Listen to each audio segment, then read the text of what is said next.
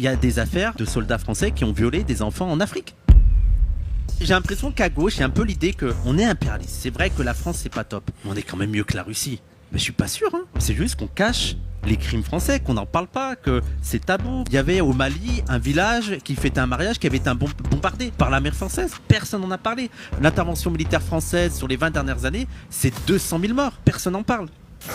Il y a plus de villages. Ah, ça fait plaisir. Eh, il va y avoir de la viande ce soir. Et celle-là, elle sera pas périmée. Et l'autre baraque, elle crame encore. Hein. On est vraiment des bâtards. Il y a des gamins dedans. Je m'en fous à peu près à côté. Ah non, mais il y en a plus là, des gamins. Et si la vraie motivation de ces interventions, ce serait les droits de l'homme et la paix dans le monde et tout, ben ça ferait longtemps qu'on serait intervenu en Israël, c'est tout. Israël montre cette hypocrisie. Ce n'est pas vrai. On attaque simplement les gouvernements qui ne servent pas nos intérêts. Dès qu'un gouvernement sert les intérêts occidentaux, les occidentaux s'en tapent les reins de savoir s'il est répressif ou pas. Ce n'est plus un débat. L'exemple le plus parfait de ça, c'est l'Arabie Saoudite. C'est une théocratie extrêmement autoritaire. Les femmes n'ont pas de droit, mais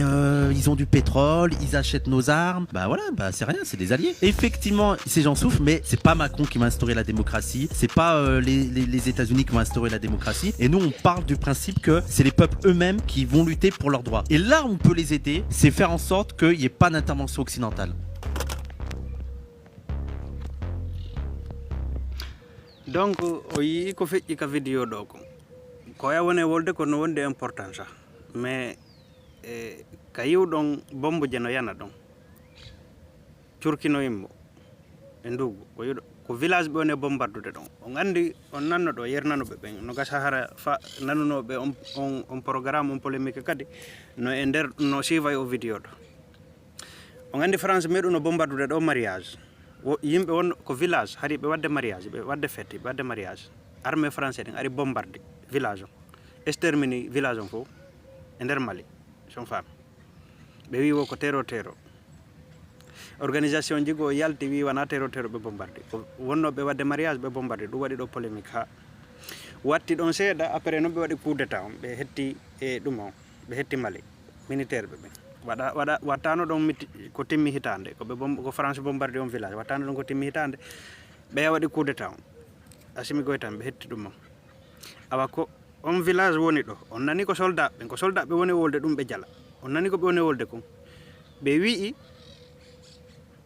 wi on de batar wo kambe ko be batar be bombar hibe wolde be jala ko be woni bombardu de village on ko be wara yimbe ben be wi be bombardi gamen be no ton pay koy no ton be wari yimbe ben hibe wolde dun jala o ya wi yimbe no ton tungo ya jabiti mo no ya plus de gens là-bas goto alita ton fo be wari fo be bombardi son famille o yi be bombardude be filmude kambe tigi village on ko o village be bombarduno dum be tay ko mariage village o woni wadde be wi ko tero be bombarde du wadi do polémique aduna fo wowli son femme ko be yimbe do habbordon développement ko be yimbe do ko be français be do habbordon développement habbordo yo ar développement on kamon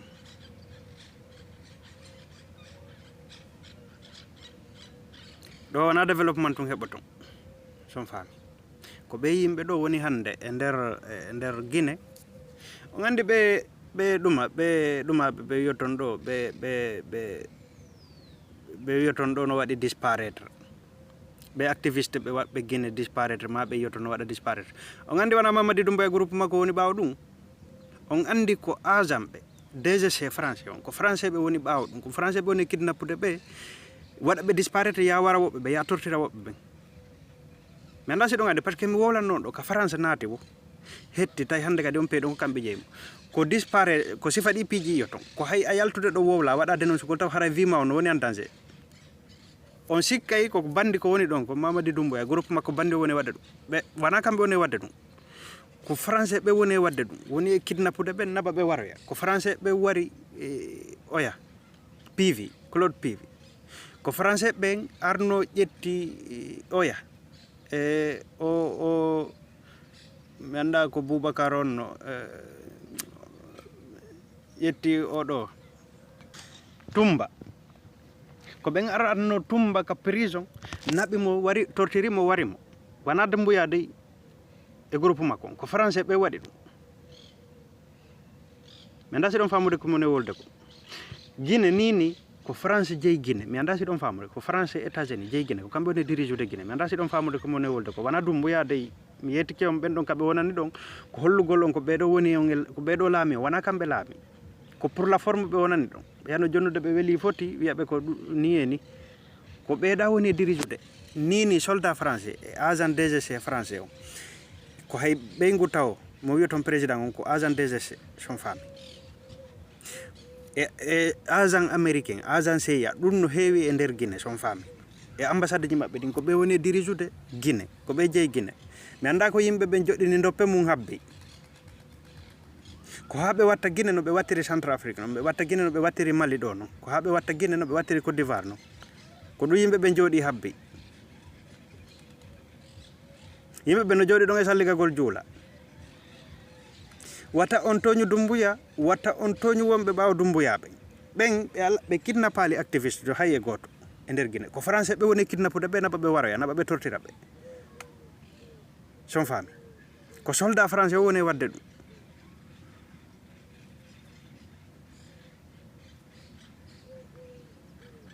yo yimɓe ɓen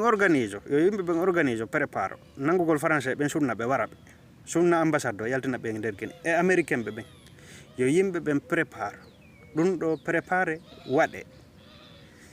français ɓen ambassade France o kala ko tawi ko français jo jeeyi ko français ɓe jeeyi e nder Guinée kala ko tawi ko américain ɓe ɓen jeeyi ko yimɓe maɓɓe ko ambassade ji maɓɓe foppu sunne ko hay représentant ɓe maɓɓe ɓe watta goto yaltu e nder Guinée ko foppu sunne ɗo aduna fof tinda ko yimɓe ɓen prépare ɗum ɗo son faami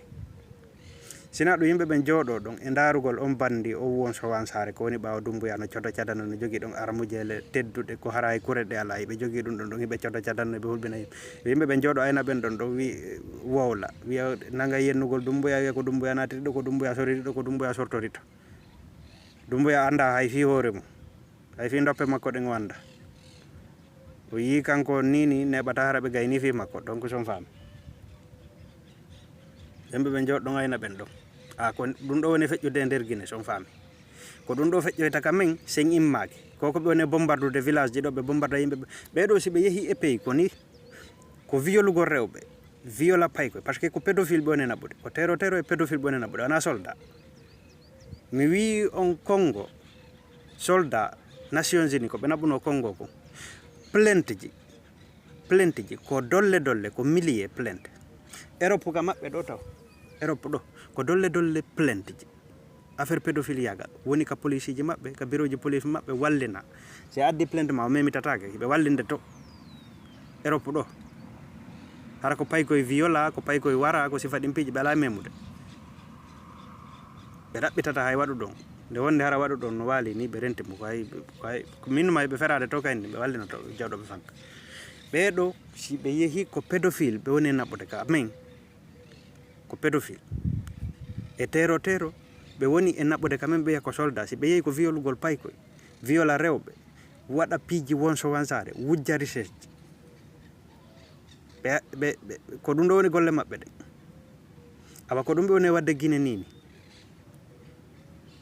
mi wi on Haïti ko ɗum itti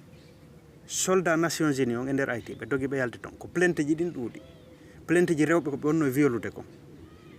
ɗuuɗi ha ɓe tawi hande kadi ɓe doga ɓe yalta par ce que polémique on ɗuuɗi ɓe yaltini ɓe Nations Unies on e nder Haïti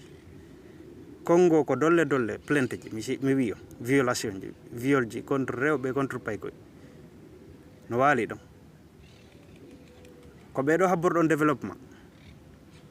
ko ɓeɗo habborɗo yo ar développement non par ce que on ne'iranoma tafuyagal habboragol goɗɗo ko woni wo ɗo ya immanade hoorema koye habboro goɗɗo ko woni wo son faami awa heɓay développement mo falɗa on so habbori ɓeɗo ɗum ɗon donc